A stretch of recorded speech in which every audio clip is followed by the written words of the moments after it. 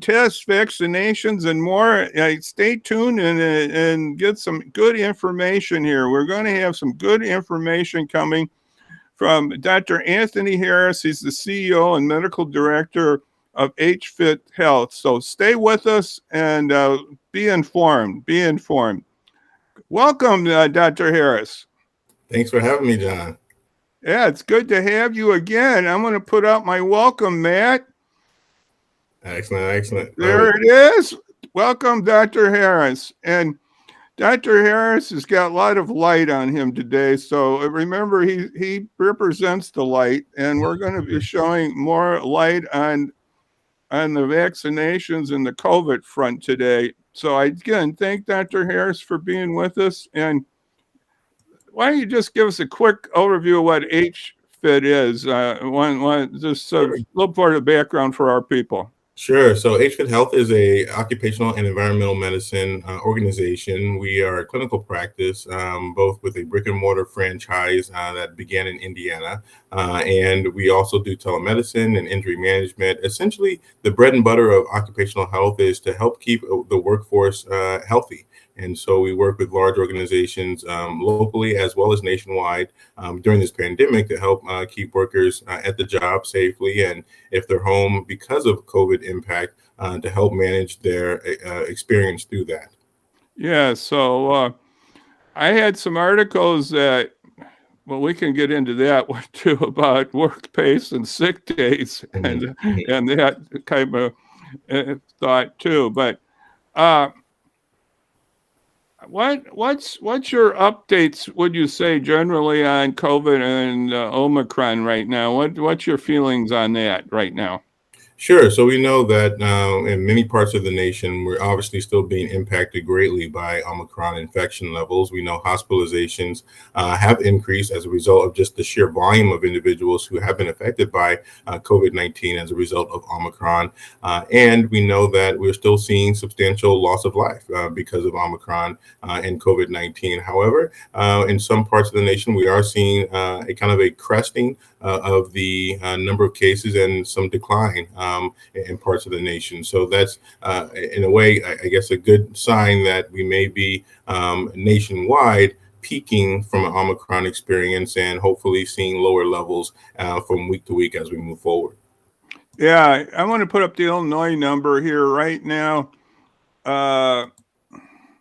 This is from Friday's report. There was 137 more deaths and 40,000 new cases. And I'm going to take down that bottom screen. You can see what King County, where I'm at, is had about almost 2,500 new cases and 5 deaths. So they've just hit 1,000. I saw in the paper today that sometimes at Cook, now I think it was Cook, or was it just Chicago, 14,000 deaths. So it's out there out of 850 about, so 1,000 in the whole nation. But I don't know if it's plateauing, but it's maybe it's at a plateau right now, but it's not down yet here in Illinois. Right.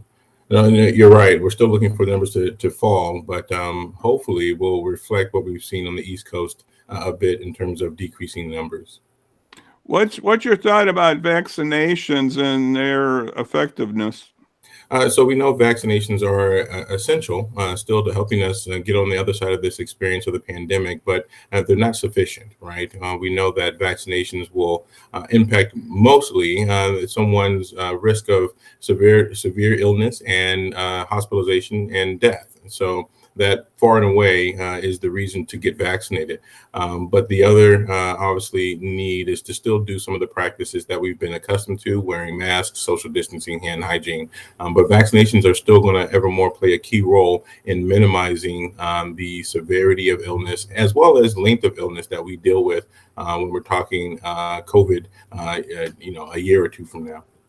Yeah, we got to beat this thing. And I don't know about you, doctor, but I got my antigen test. That was a few weeks ago. Paying my almost $25 for 2 tests at Walgreens, and That's been up and down buying there. They've had them. And when I was there, they went like hotcakes. Just a few minutes I was there, I think 5 people came over and grabbed these. I was just there in about 5 minutes, and then they were about half gone. And then, Mhm. so I, I'm bringing up this. Maybe you've talked about this to your friends about our getting the tests online at the COVID site. They're the free COVID site. Have you had any? I didn't have any problems. I know some people said they had problems putting in apartments and stuff, but I think otherwise it was pretty easy, wasn't it? Yeah, pretty straightforward. I mean, if you've ever ordered a package online from Amazon or anywhere else, the experience is quite similar in regards to being able to enter your information and request your tests. And so, certainly, we've been advising individuals and employers and employees to participate in the federal program so that everyone can get their due share to help prevent spread by testing more frequently. Yeah, there's the other idea that you can go to your pharmacy, and I forgot how many you can get if you're under health insurance. Was it 3 or 4 you can get? I forgot how many through It's the actually, health. yeah, Huh? I believe it's actually 8. Oh, 8 you can get under insurance, Correct. but that's not everybody because Medicare is not. It's not covering Medicare people. I know that. I saw an Correct. article on that. Yeah, with Medicare though, Medicare does cover COVID testing, and so if you are under Medicare, the CARES Act has Medicare as a part of that, covering Right.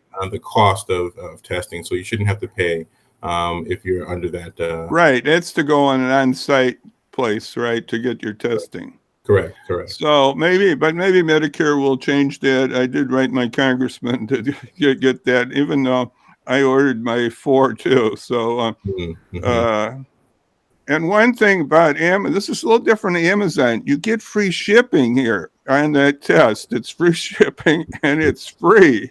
Yes. Yes. And it's coming from the post office. And it's interesting. The post office is running the whole show more or less on this.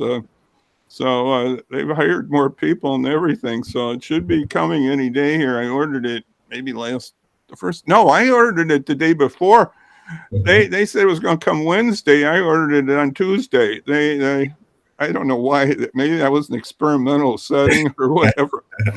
But I heard about it, so I did it, and it happened.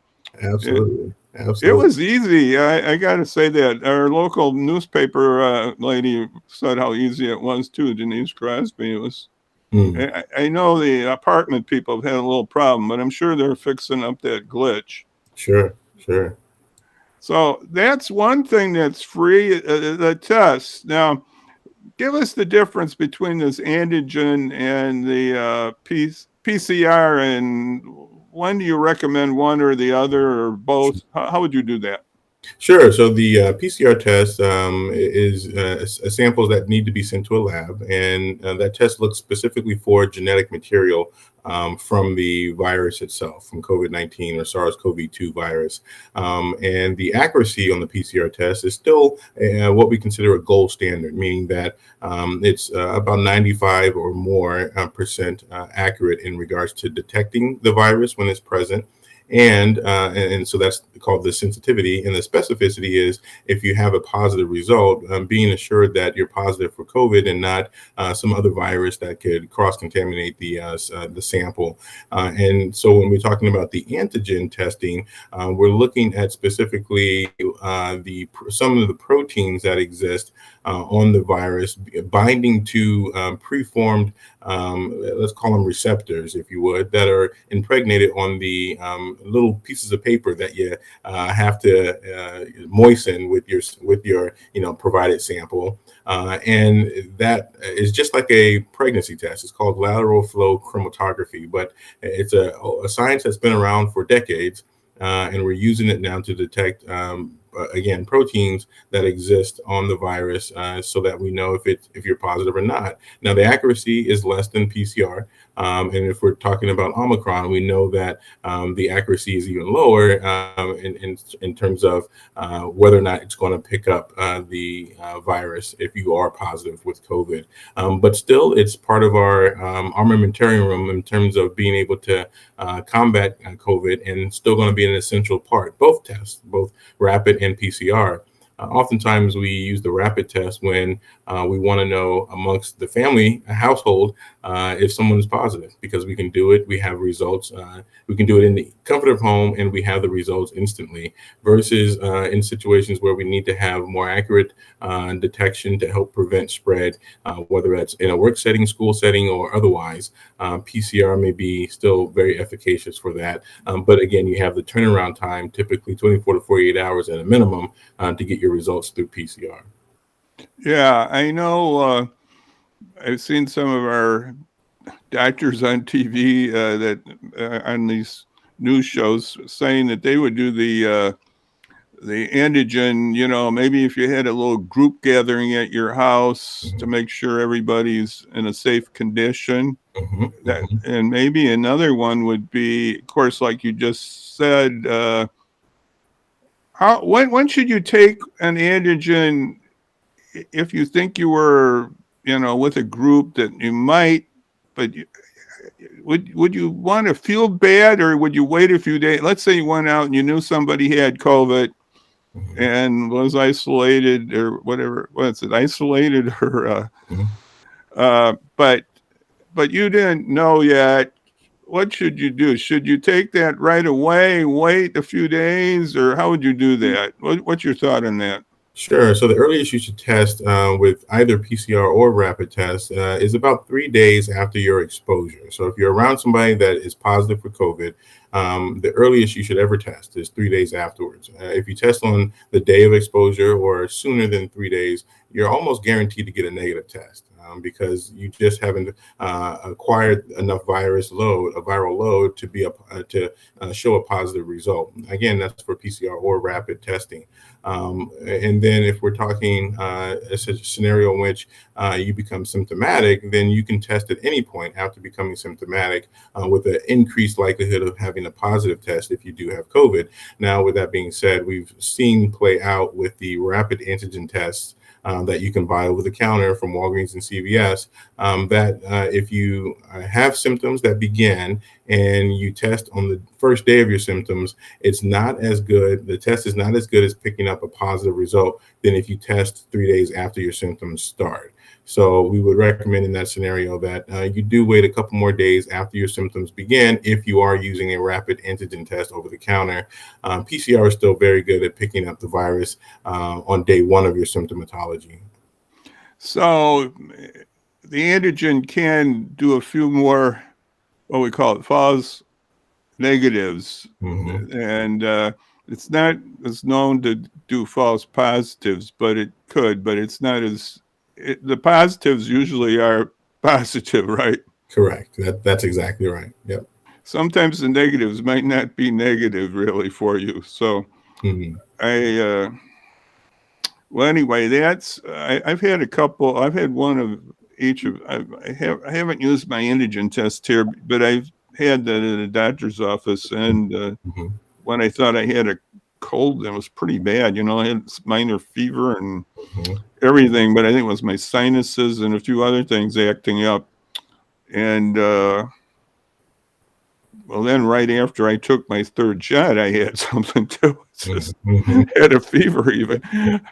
They said, if you have a fever another day, I think you better come on in here and check this out. Sure.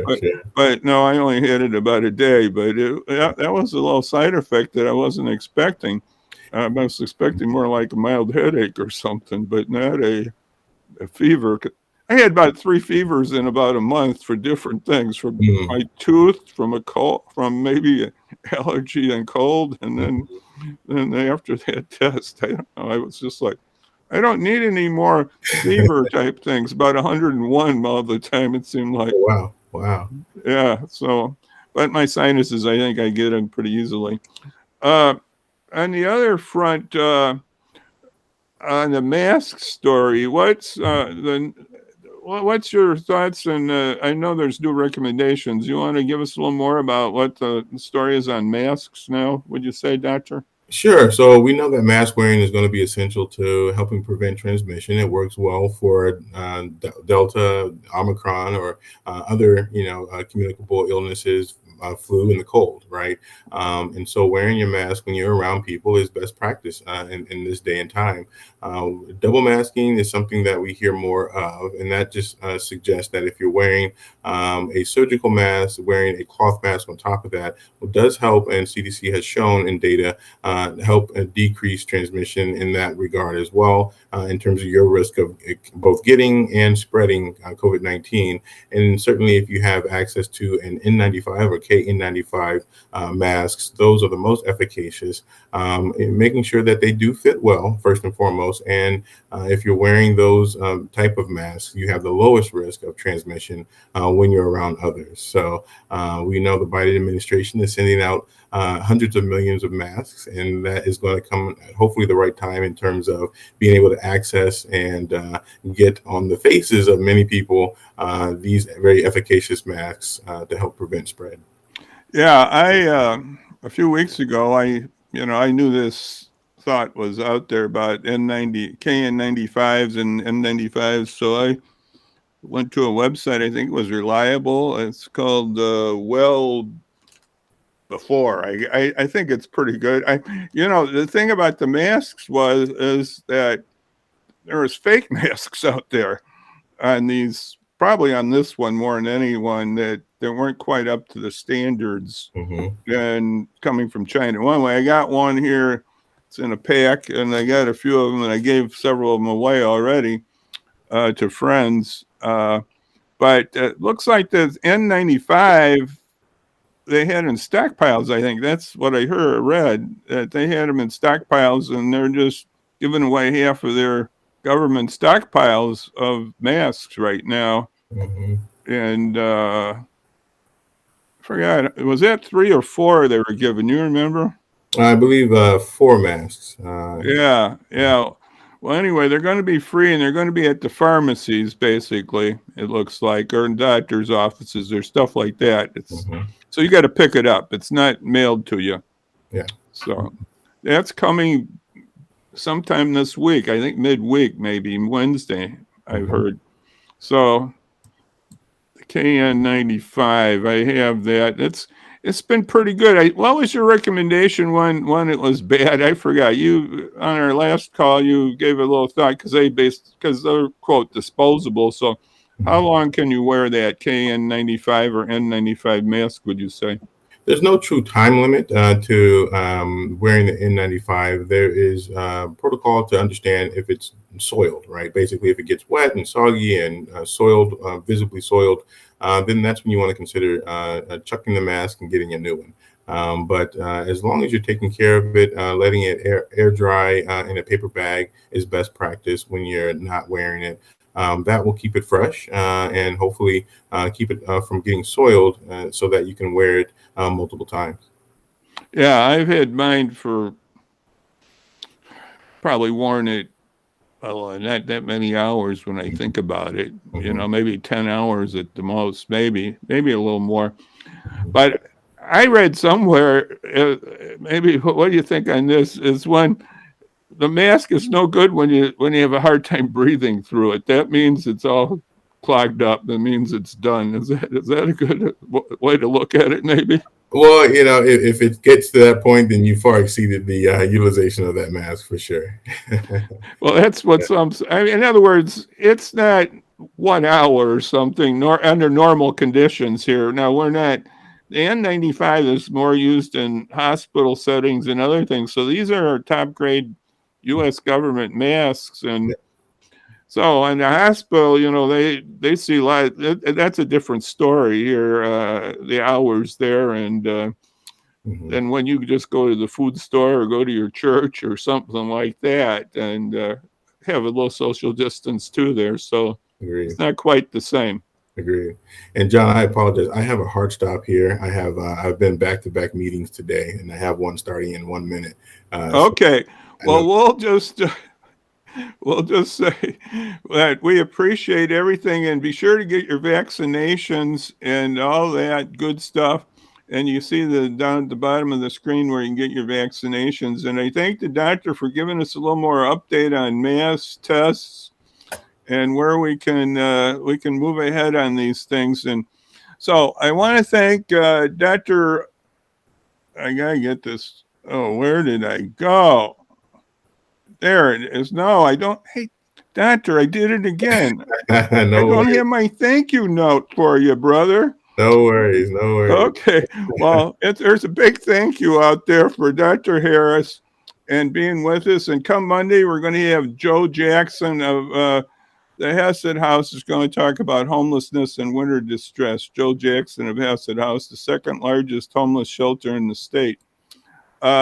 Anyway, so Dr. Harris, thank you for visiting with us here, and greet your family there. And thank you for just taking the time to be with me today. And like I said, this is we're going to be showing this. This is going to be this afternoon on our site. So awesome. just Pleasure. thank you again. God bless everybody out there, and thank you to Dr. Anthony Harris for being with us today. Thank you, Dr. Harris. You bet. Thank you so much, John, for having me. God bless you. You too. God bless. So God bless and bye-bye. All right.